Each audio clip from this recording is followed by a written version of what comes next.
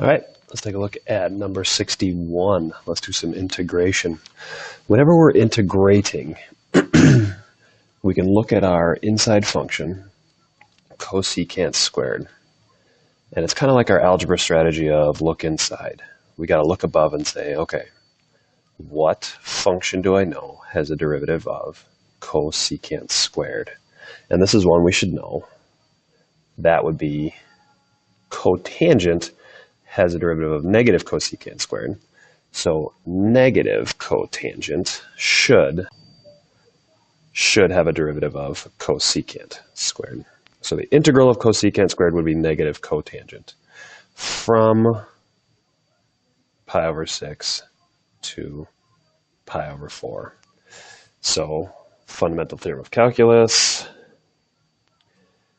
negative cotan of pi over 4 minus negative cotan of pi over 6. If we know our cotans or even our tans, we know that's got to be 1. So negative 1 minus the cotan of pi over 6 is root 3. So negative root 3. So our final answer would be negative 1 plus root 3. Again, when we derive, look inside. What function gives me a derivative of cosecant squared cotangent? Got to know that one.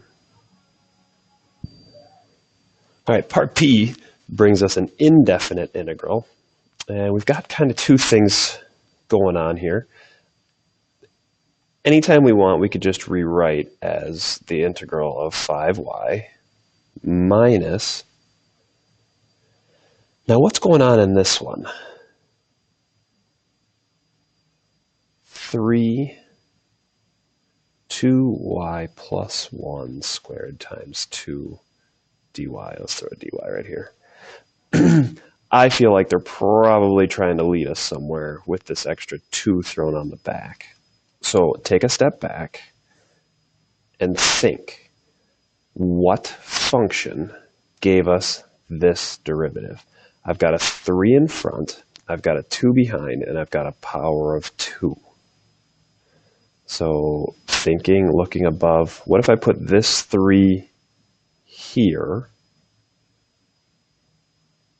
Where does this 2 come from? And this isn't a memorization thing. This is a what do we think thing. And, guess and check, putting some things down. But I think if I write this like this, and we look and kind of do it in our head, the derivative of this function here would involve the power rule. The 3 would go to the front, minus 1 would become a 2. The chain rule would throw a 2 in the back. So that's clearly what they're trying to lead us to in this problem, is just instead of, kind of blindly squaring it, expanding, like let's take a step back and look. And then the antiderivative of 5 to the y should just be 1 over the natural log of 5 times 5 to the y minus that.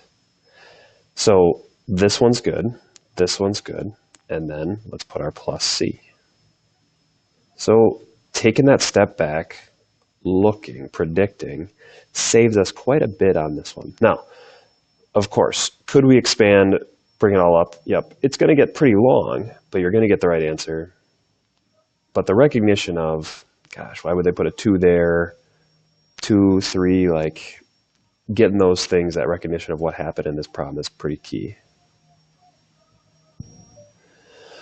All right, in part A, we looked at the cosecant squared and we predicted that cotangent gave us that derivative. So if we look here and we say, what function has a derivative of tan?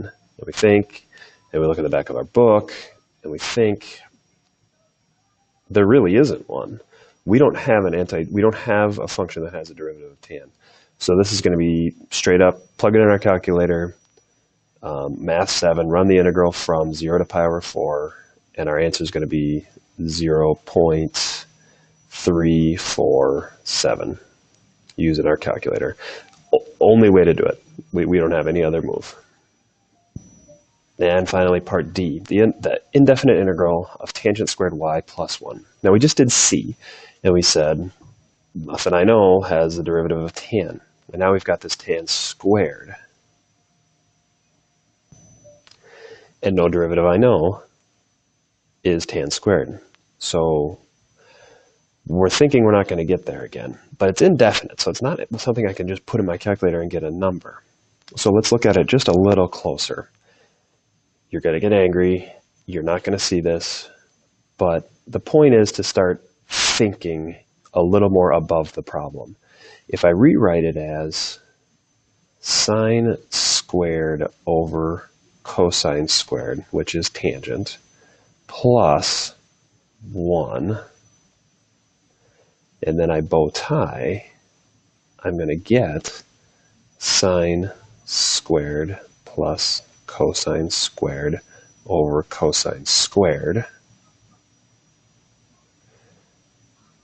This, of course, friends, becomes what? 1 over cosine squared dy. 1 over cosine squared is secant squared. No, I keep losing that y in there. Now do I have this move? What function has a derivative of secant squared? Tangent has a derivative of secant squared. So, great AP test, no calculator problem. Because you couldn't touch your calculator on this problem. If you picked up your calculator, you wouldn't get this answer. You wouldn't be able to put anything in it. So being able to take a step back, do some trig simplification, and understanding those derivatives, antiderivatives, pretty key. Keep it up, kids.